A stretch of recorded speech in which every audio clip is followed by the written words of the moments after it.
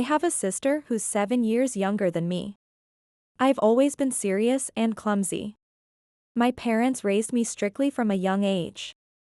I wasn't very smart, but I studied hard, sacrificing sleep, and got into my desired college after taking a year off. Now, I run a small company and I have also started in college. On the other hand, my sister is the complete opposite of me. She is carefree and spontaneous. She dropped out of high school, and at 25, she's still living at home and working part-time. My parents were lenient with her, perhaps because of our age gap. My sister is talented, cute, and very charming, so people always forgive her no matter what she does. When we fought as kids, my parents often took her side, which always made me feel frustrated. I could never say no when my sister asked me for something. Her cute smile made it hard for me to refuse. I disliked this about myself, so I rarely went home and haven't seen my sister in nearly 3 years since my wedding. My sister, who always lived at home, moved to New York with her boyfriend because of his job transfer. They've been together since before leaving our hometown, and they're thinking about getting married. I heard from my mother that he is very kind and accepts all of my sister's whims. My parents were very worried about my sister, who had only ever lived at home. Please look out for Jessica. She's a bit reckless. They contacted me right away to let me know. Jessica and her boyfriend moved close to where my husband and I live, and she came to my house the day after moving in. Sis, you have such a nice house. I'm hungry, do you have any food? My sister, whom I hadn't seen in a long time, hadn't changed at all despite getting older. She immediately tried to get me to buy her dinner. We walked to a nearby pasta place. I have a lot of places I want to visit in New York while my boyfriend is at work, she said happily. I thought she probably had no intention of working. On the way back home from the restaurant, I stopped by the garage to grab something from the car. Wow. Sis, what's this car? I've never seen it before. It's so cool. Can I drive it later? Please? My husband and I met through our shared love of cars. My husband also runs a business and is a huge car enthusiast. People often find it surprising because I look serious, but I love cars. I used to go to the racetrack on my day offs, and that's where I met my husband. We were both business owners living nearby, so we started dating quickly. Since getting married 3 years ago, we often go to the racetrack and car shows together. A few months ago, we bought an import car that we had both wanted for a long time. Even though we have other cars we use daily, my sister quickly spotted the new one and asked to drive it. Sorry. The insurance only covers us, and import cars are hard to drive, so it's better not to. If you need a ride, I can drive for you. Oh, come on. That's not fair. Just for one day. Please? I gently refused, but my sister wouldn't take no for an answer. Her persistence was frustrating, but I tried to remain calm. If you get into an accident, the insurance won't cover it, and it'll be really dangerous. This is not a good idea. I could feel my resolve weakening as I looked at her pleading face. It's fine. I used to drive back home too. I just moved and need to run errands. Just for today. Please. I insisted, but my sister wouldn't listen. She pleaded with teary, sparkling eyes. Those eyes had always been her secret weapon, melting my defenses.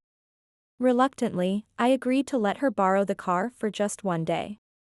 My sister might think I don't know, but she's not a great driver. I heard from my mother that when she was 20, she crashed the small car our parents bought her within a year of getting her license.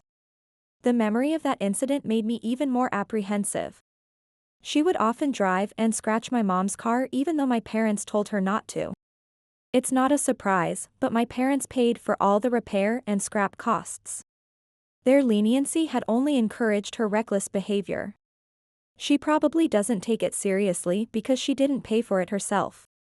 I was worried the whole time my sister was using the car.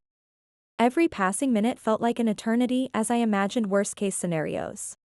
But by the evening, she returned it without a scratch, so I was relieved. Thanks, sis. People kept looking at the car while I was driving. It's amazing. I want to drive it again. Her excitement was very noticeable, but it only heightened my anxiety. No way. We agreed it was just for today. I tried to sound firm, hoping she would understand. Oh, come on. Then let me ride in the passenger seat when you drive. Her persistence was both endearing and frustrating. A month later, on my day off, I decided to drive the car again and noticed a scratch on the door. My heart sank as I ran my fingers over the blemish. When I asked my husband, "I haven't driven it, so it must be Jessica." His words confirmed my suspicions, and a wave of anger washed over me. I made sure to check for scratches on the days my sister drove the car. After asking my husband more, I found out that my sister had been coming over and borrowing the car when I wasn't home. She will always say, "I got permission from my sister, though." His innocent response made me realize how cunning my sister had been. I usually leave for work early and come home early, while my husband leaves later. My sister seemed to know this. She had carefully planned her visits to avoid me. She would return the car and leave the keys in the mailbox before I got home. I was shocked to learn she had done this more than 10 times in a month. Each revelation felt like a betrayal of my trust. She must have known I'd say no if I were home. My husband didn't object since he thought I had given her permission. He had no idea she was a bad driver or that she had totaled a car before. I realized my sister hasn't changed at all. The familiar feeling of disappointment settled in my chest. I noticed the scratch, so I called my sister right away. My hands were shaking as I dialed her number. "I heard you've been borrowing the car multiple times. What's going on?" I said no, remember? I tried to keep my voice steady, but anger seeped through. Huh? I borrowed it once, so I borrowed it again. No big deal since I returned it properly. That car is so cool. It makes me feel awesome just driving it. My sister answered without any sign of remorse. Her casual tone only fueled my frustration. "There's a scratch on the door. You must have hit something." I couldn't contain my anger any longer. "No way. I didn't hit anything. You'd hear a noise if I did." My sister tried to play stupid. Her denial was infuriating, but I had no concrete proof. I had no proof she made the scratch. But I had been driving it carefully and maintaining it well. I knew she had scratched it, but I ended the call without pressing further. I thought it was useless to say anything more to my sister. From then on, she came to borrow the car even more frequently. She probably thought it was okay, since she had already been caught once. Her boldness knows no bounds. She always came to borrow the car when I was busy in the morning or in a rush. "I'm borrowing the car today too. See you later." She would come in, say this, grab the keys, and rush out before I could say anything. Her quick exits left me feeling powerless and frustrated. She didn't even give me a chance to say no. She came to borrow the car almost every day, and I was getting fed up. My patience was wearing thin with each passing day. By the time I found the second scratch, I didn't even have the energy to get angry. A sense of resignation had settled over me. One day, as usual, when my sister came to borrow the car. "Can I keep this car at my place? You guys barely use it, and it's a hassle to come pick it up every time." Her audacious request left me momentarily speechless. "Really? That would be great." That's how I replied. My unexpected response caught her off guard. My sister seemed a bit surprised that I agreed so easily. "Thanks. I love you, sis. I'll keep it at my place starting today." Her excitement was palpable, but I had other plans. "Wait a minute. There are some procedures we need to handle." I tried to interject, but it was too late. My sister stormed out without listening to me. Her retreating figure filled me with a mix of emotions. I wanted to handle the title transfer properly, but my sister didn't seem to understand its importance. Her lack of concern for legalities was troubling. I decided to let her do as she pleased. It was a car I had wanted for a long time, but we were so busy with work that we rarely got to use it. Even though we didn't drive it much, the maintenance was a hassle. The joy of ownership had been overshadowed by stress. It also cost a lot to fix the scratches my sister had probably made. Each repair bill felt like salt in the wound. My husband and I had been talking about getting a more practical import car, so it seemed like good timing. Most importantly, my sister borrowing the car was a major source of stress for me. The constant worry had taken its toll on my well-being. My husband had noticed this and agreed when I talked to him about it beforehand. His support meant everything to me in this situation. It was on a Saturday that week. My husband and I were having a relaxing lunch at home when my sister called, crying. "Sis. What should I do? Help me." She sounded very agitated. Her panicked voice sent a chill down my spine. After calming her down and listening carefully, I learned she had taken the car on a trip with her boyfriend. My heart raced as I braced myself for bad news. She said she had a major accident on a mountain road during the trip. The words, major accident, was stuck in my head. Fortunately, neither my sister nor the other party were injured, but both cars were half destroyed. Relief washed over me at the news of no injuries. Unfortunately, the other car was also an expensive import car. The gravity of the situation began to sink in. She called me because she didn't know how to handle the insurance and other procedures. "Sis, how do I use the insurance? Can you talk to the other person? I don't understand any of this." Her desperate pleas tugged at my heartstrings. "I told you before, the insurance only covers my husband and me, so it can't be used. That's why I said not to get into an accident. Also, that car isn't easy to repair, so good luck. I'm glad no one was hurt. Bye."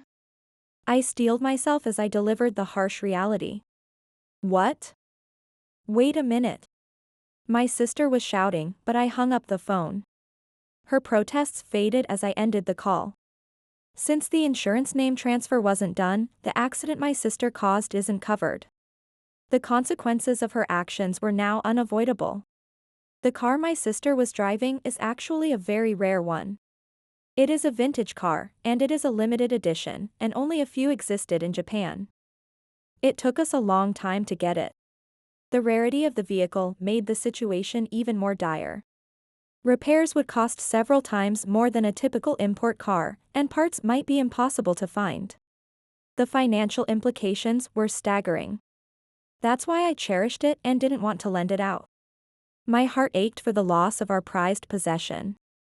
I tried to explain this to my sister many times, but she never listened and always took it anyway. Her persistent disregard for my warnings had led to this. Toward the end, I was too tired to even bother explaining. Exhaustion had replaced my initial anger. I thought she deserved it. A part of me felt guilty for thinking this way. My sister called me several times after that, but I didn't answer. Each missed call was a reminder of the mess she'd created. That night, my sister and her boyfriend came to my house. "Sis, what you did was so cruel." It was a nightmare after that. My sister, with tears streaming down her face, angrily confronted me. Her anguish was evident, but I remained firm. It seemed like a major accident and must have been terrifying. I could only imagine the chaos at the accident scene. My sister is quite naive, so dealing with the police and the other party must have been tough for her. Her inexperience in such situations added to my concern. The fact that she didn't run away and completed the procedures was impressive, even if her boyfriend was there to help. A small part of me felt proud of her for facing the consequences. More than anything, I was relieved that both my sister and her boyfriend were not hurt. Their safety was the silver lining in this dark cloud. However, I steeled myself and said firmly, "You caused the accident. There's nothing I can do from here." My words were harsh, but necessary. "Isn't it your car? They said it would cost $30,000. No one told me I couldn't use the insurance. Neither my boyfriend nor I can pay that. Do something. Her desperation was evident, but I stood my ground. I explained many times that the insurance doesn't cover you. I wanted to transfer the title, but you didn't listen and left. My frustration at her past negligence surfaced. I didn't hear that. Why are you saying this now? You're so mean. You have money, so pay for it. Her accusation stung, but I refused to back down. No way. I don't have money to pay for someone else's accident. The best I can do is introduce you to the mechanic who always handles the maintenance on that car. I can't guarantee he can fix it, though. I offered what little help I could, knowing it wasn't enough. What? Talking to you is useless. I'll tell Mom. She'll talk to you. Her threat to involve our mother was a familiar tactic. Go ahead. Call her. My husband and my sister's boyfriend looked worried and couldn't intervene in our heated argument. It was my first time meeting her boyfriend, so he must have been shocked. I was a bit annoyed that her boyfriend knew she was borrowing the car and never said anything. Hello, Mom, listen. What? How did you know? My sister started whining to our mom on the phone, but Mom already knew everything.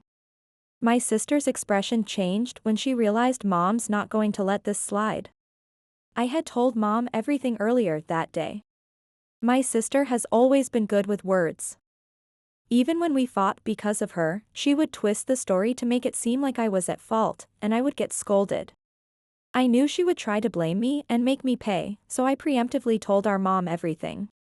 What? Even Mom is being mean. What am I supposed to do? My sister dropped her phone on the floor while crying. I picked up her phone, put it on speaker, and spoke. Mom, as I expected, Jessica is blaming me and asking me to pay for everything. You were right. Jessica, can you hear me? We've always helped you out, but you're 25 now, a grown adult. You need to handle this yourself. We can't afford to pay such a large amount. I told you many times not to drive, and you didn't listen to either of us.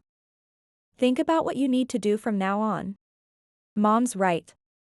Getting help with everything is for kids.